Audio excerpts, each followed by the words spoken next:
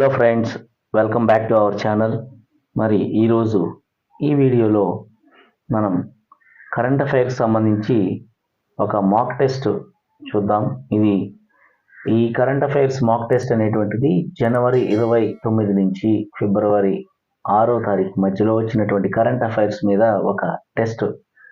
ముఖ్యమైనటువంటి ఇంపార్టెంట్ క్వశ్చన్స్ని ఇక్కడ మనం డిస్కస్ చేద్దాం.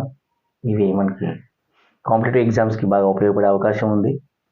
సో ఇందులో భాగంగా మనం ఒక 10 ప్రశ్నలు, చాలా ఇంపార్టెంట్ క్వశ్చన్స్, వాటి యొక్క ఎక్స్ప్లెనేషన్ కూడా, అంటే వాటి యొక్క ఆన్సర్కి సంబంధించి మరింత వివరణ అనేటువంటిది ఇక్కడ ఇవ్వడం జరిగింది. So let's see that topic. ఇందులో భాగంగా మొదటి ప్రశ్న ఏంటంటే, ఆస్ట్రేలియన్ ఓపెన్ 2024 పురుషుల సింగిల్స్ టైటిల్ని ఎవరు గెలుచుకున్నారు అనేటువంటిది మొదటి ప్రశ్న. సో ఆస్ట్రేలియన్ ఓపెన్ 2024 పురుషుల సింగిల్స్ టైటిల్ని ఎవరు గెలుచుకున్నారు అనే టాపిక్ చూసినట్లయితే దాని ఆన్సర్ జానిక్ సిన్నర్. ఈ జానిక్ సిన్నర్ అనేటువంటి ఆయన బి కరెక్ట్ ఆన్సర్, వారు గెలుచుకున్నారు. సో దీని గురించి మరింత వివరణ చూసినట్లయితే, ఈ జానిక్ సిన్నర్ అనేటువంటి ఆయన ఇటలీ స్టార్ టెన్నిస్ ఆటగాడండి. ఈయన 2024 ఆస్ట్రేలియన్ ఓపెన్ పురుషుల సింగిల్స్ టైటిల్ని గెలుచుకున్నాడు అనమాట. అయితే ఫైనల్ మ్యాచ్లో ఎవరిని ఓడించారు ఈయన అంటే, రష్యాకు చెందినటువంటి డానియల్ మెద్వదేవ్ అనేటువంటి వారిని ఓడించడం జరిగింది. అలాగే సెమీఫైనల్ మ్యాచ్లో సిన్నర్ నోవాక్ జోకోవిచ్ని ఓడించారు. అలాగే పాపీకి, అంటే ఈ విన్నర్కి ఎంత ప్రైజ్ మనీ వచ్చిందంటే 17.25 కోట్ల ప్రైజ్ మనీ వచ్చిందండి. మరి ఈ సిన్నర్ ఎవరైతే ఉన్నారో జానిక్ సిన్నర్ గారు, ఈయన చరిత్రలో చూసినట్లయితే 1976 నుంచి పురుషుల సింగిల్స్ స్లామ్ టోర్నమెంట్ని గెలుచుకున్న 3వ ఇటాలియన్ అండి ఆయన. అంటే 1976 నుంచి ఎవరు కూడా ఈ టైటిల్ని గెలుచుకోలేదు. అలాగే స్త్రీల నుంచి చూసినట్లయితే మహిళల సింగిల్స్ టైటిల్ని అరీనా సబాలెంకా అనే ఆవిడ గెలుచుకున్నారు. ఇక్కడ 2 పాయింట్స్ మనకి వచ్చాయి. నెక్స్ట్ బిట్ చూద్దాం. భారతదేశపు మొట్టమొదటి ప్రైవేటు హెలికాప్టర్ అసెంబ్లింగ్ లైన్ విధానాన్ని ఏర్పరచడానికి టాటా వారు ఎవరితో ఒప్పందం చేసుకున్నారు? మనకు తెలుసు, హెలికాప్టర్లను అసెంబ్లింగ్ చేస్తారు. ఆ అసెంబ్లింగ్ అనేటువంటిది మరి టాటా కంపెనీ ఎవరితో వీళ్ళు వారి యొక్క టైఅప్ని పెట్టుకున్నారని చూసినట్లయితే, వీళ్ళు ఎయిర్ బస్ అనేటువంటి కంపెనీ వారితోటి వారి యొక్క టైఅప్ని పెట్టుకున్నారండి. ఇందులో బోయింగ్ కాదు, లాక్లీడ్ కాదు, ఎయిర్ బస్ అనమాట. వివరణ చూద్దాం. మరి French aerospace company air bus Tata సహకారంతో భారతదేశపు మొట్టమొదటి private helicopter assembly line fall అంటారండి, ఇది ఏర్పాటు చేస్తోంది. ఈ పౌర హెలికాప్టర్ల కోసం టాటా గ్రూప్తో ఎయిర్ బస్ హెలికాప్టర్ల భాగస్వామ్యాన్ని ప్రకటించింది. ఎయిర్ బస్ మరియు టాటా ఇప్పటికే వడోదరా, అంటే గుజరాత్లో ఉన్న వడోదరాలో C-295 military transport air craft కోసం 56 ఎయిర్ క్రాఫ్ట్లను ఇండియన్ ఐఫో, అంటే ఇండియన్ ఏఐఎఫ్ అండి, ఇండియన్ ఎయిర్ ఫోర్స్కి సరఫరా చేసే కాంట్రాక్ట్ మీద FALని ఏర్పాటు చేసుకున్నాయండి. Next bit. యూపీ పోలీసులో డిఎస్పీగా ఉత్తరప్రదేశ్ ప్రభుత్వం ఏ మహిళా క్రికెటర్ని ఈ మధ్యకాలంలో, అంటే ఈ టైంలో నిర్మించింది అని చూసినట్లయితే ఆన్సర్ వచ్చి దీప్తి శర్మ. ఈ దీప్తి శర్మ అనేటువంటి ఆవిడ్ని యూపీ ప్రభుత్వం డిఎస్పీగా రిక్రూట్ చేశారండి. మరి ఈవిడి గురించి చూసినట్లయితే, ఈ దీప్తి శర్మ అనేటువంటి ఆవిడ భారత స్టార్ మహిళా క్రికెటర్ అండి. ఈవిడ్ని ముఖ్యమంత్రి ఆదిత్య యోగినాథ్ గారు జాయినింగ్ లెటర్తో పాటు 3 కోట్ల రూపాయల చెక్ను కూడా ఆవిడకి అందించడం జరిగింది.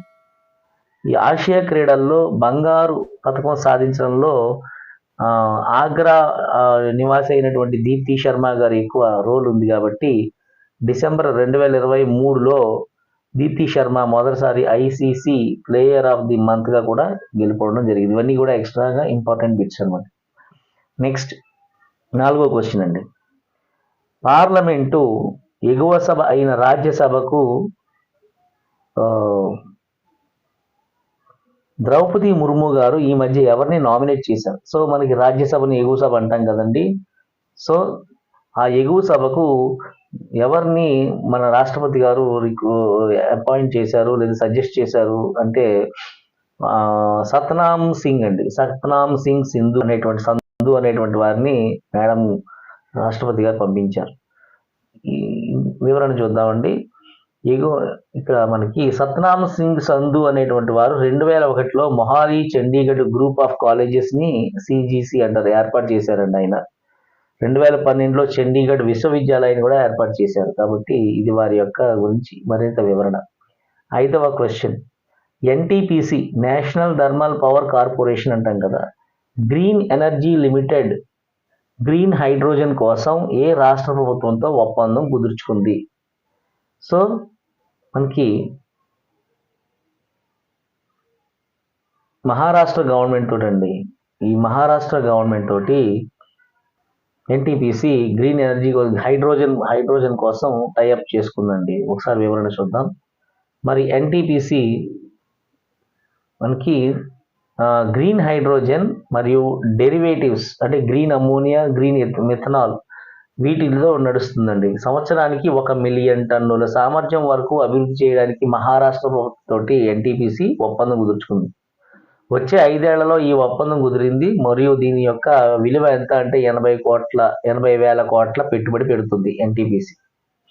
నెక్స్ట్ బిట్, ఈశాన్య భారతంలో మొట్టమొదటి న్యాచురోపతి ఆసుపత్రి ఎక్కడ శంకుస్థాపన చేశారు?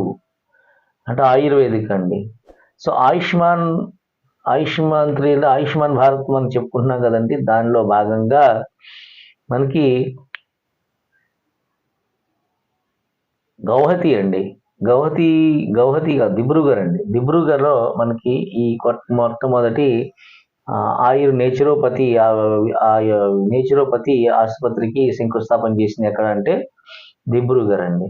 సో వివరణ చూద్దాం. ఆయుష్ మంత్రి పేరు సర్బానంద సోనోవాల్ మరియు అస్సాం ముఖ్యమంత్రి హిమంత బిశ్వా శర్మ ఈశాన్య ప్రాంతంలో మొట్టమొదటి యోగా మరియు న్యాచురోపతి ఆసుపత్రికి శంకుస్థాపన చేశారండి. ఇది 100 పడకల ఆసుపత్రి అస్సాంలోని దిబ్రూగర్ లో పునాది వేయబడింది. దాదాపు 100 కోట్ల రూపాయలతోటి పెట్టుబడితోటి ఈ 15 ఎకరాల స్థలంలో ఈ ఆసుపత్రిని నిర్మించబోతున్నారండి. నెక్స్ట్ 7వ ప్రశ్న, 2024 మధ్యంతర బడ్జెట్లో ఏ మంత్రిత్వ శాఖకు అత్యధిక బడ్జెట్ని కేటాయించారు?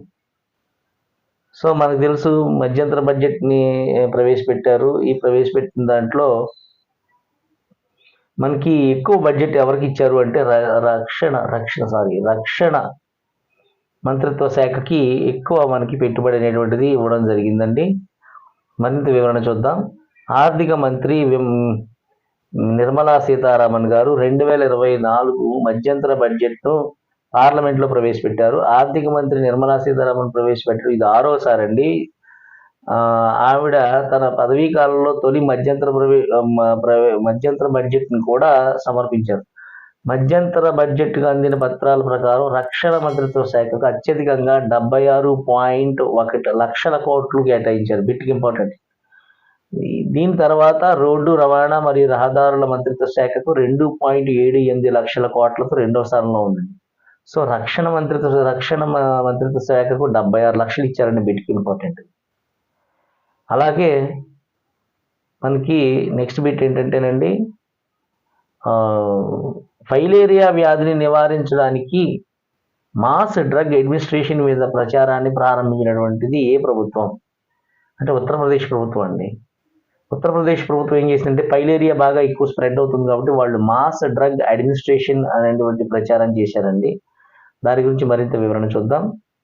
ఉత్తరప్రదేశ్ ముఖ్యమంత్రి యోగి ఆదిత్యనాథ్ రాష్ట్రం నుండి ఫైలేరియాని పూర్తిగా నిర్మూలించాలనేటువంటి భాగంగా వార్షిక మాస్ అడ్మినిస్ట్రేటివ్ ప్రచారాన్ని ప్రారంభించారు. ఈ ప్రచారం ఫిబ్రవరి 5 నుంచి ఫిబ్రవరి 15 వరకు కొనసాగుతుందండి. రాష్ట్రంలోని 17 జిల్లాల్లో ఈ ప్రచారం నిర్వహిస్తారు. నెక్స్ట్ బిట్, జార్ఖండ్ కొత్త ముఖ్యమంత్రిగా ఎవరు ప్రమాణ స్వీకారం చేశారు?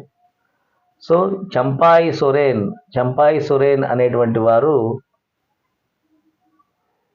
జార్ఖండ్ యొక్క కొత్త ముఖ్యమంత్రిగా ప్రమాణ స్వీకారం చేశారండి. అసలు ఈ చంపాయి సొరేన్ అనే వారు చూసినట్లయితే మనకి వీరు జార్ఖండ్ కొత్త ముఖ్యమంత్రిగా ఎవరైతే ప్రమాణ స్వీకారం చేశారో ఆయన ఎవరంటే జార్ఖండ్ ముక్తి మోర్చా అనేటువంటి పార్టీ యొక్క నాయకుడు చంపాయి సొరేన్ గారండి, సీనియర్ నాయకుడు. ఒక కేసులో ఇటీవల ఎన్ఫోర్స్మెంట్ డైరెక్టరేట్ ఈడీ అరెస్ట్ చేసిన హేమంత్ సోరెన్ స్థానంలో జార్ఖండ్ కొత్త ముఖ్యమంత్రిగా ఆయన ప్రమాణ స్వీకారం చేశారనమాట. సో రాజ్భవన్లో గవర్నర్ సిపి రాధాకృష్ణన్ చంపాయి సొరేన్తో ప్రమాణ స్వీకారం చేయించారు. ఇది కూడా బిట్స్కి వచ్చే అవకాశం ఉంది. నెక్స్ట్ ఏ రాష్ట్రంలో balancing electric scooter smart scooter అనేటువంటిది ప్రారంభించారు. బ్యాలెన్సింగ్ ఎలక్ట్రిక్ స్మార్ట్ స్కూటర్ అనేటువంటి దాన్ని ఏ రాష్ట్రంలో ఏర్పాటు చేశారు అనే బిట్ వచ్చిందండి. ఆన్సర్ వచ్చి ఉత్తరాఖండ్ రాష్ట్రం అండి. ఈ ఉత్తరాఖండ్ రాష్ట్రంలో దీనికి వివరణ చూసినట్లయితే ఇటీవల ఉత్తరాఖండ్ పోలీసులు స్మార్ట్ పోలీసింగ్ ప్రోత్సహించే లక్ష్యంతో సెల్ఫ్ బ్యాలెన్సింగ్ ఎలక్ట్రిక్ స్కూటర్ని విడుదల చేశారు. పర్యాటకులు మరియు స్థానిక పౌరుల భద్రత కోసం హరిద్వార్లోని పోలీసులు సెల్ఫ్ బ్యాలెన్సింగ్ స్కూటర్తో పెట్రోలింగ్ చేస్తారనమాట. ఈ స్కూటర్లను ఉత్కర్ష్ స్మాల్ ఫైనాన్స్ బ్యాంక్ విరాళంగా అందించింది. ఉత్తరాఖండ్ హిమాలయాలతో చుట్టుముట్టినటువంటి ఉత్తర భారత రాష్ట్రం. ప్రస్తుతం ఉత్తరాఖండ్ గవర్నర్గా గుర్మీత్ సింగ్ ఉన్నారు, ముఖ్యమంత్రి పుష్కర్ సింగ్ ధామి. ఇవన్నీ కూడా బిట్స్కి ఇంపార్టెంట్ అండి. సో ఈ విధంగా మనం ఈ వీడియోలో మనం మాక్ టెస్ట్ జనవరి 29 నుండి మనకి ఫిబ్రవరి 6వ తారీఖు మధ్యలో వచ్చినటువంటి బిట్స్కి సంబంధించినటువంటి మాక్ టెస్ట్ మనం చూసాం. ఐ హోప్ ఈ బిట్స్ అన్ని మీకు ఉపయోగపడతాయి అనుకుంటున్నాను. మరి ఇలాంటి వీడియోస్ మన ఛానల్ నుంచి వస్తూనే ఉంటాయి. వాటి యొక్క అలర్ట్స్ మీకు కావాలనుకుంటే సబ్స్క్రైబ్ బటన్ ప్రెస్ చేసి మన వీడియోని లైక్ అండ్ షేర్ చేయండి. మనం నెక్స్ట్ వీడియోలో తప్పకుండా కలుద్దాం. బాయ్.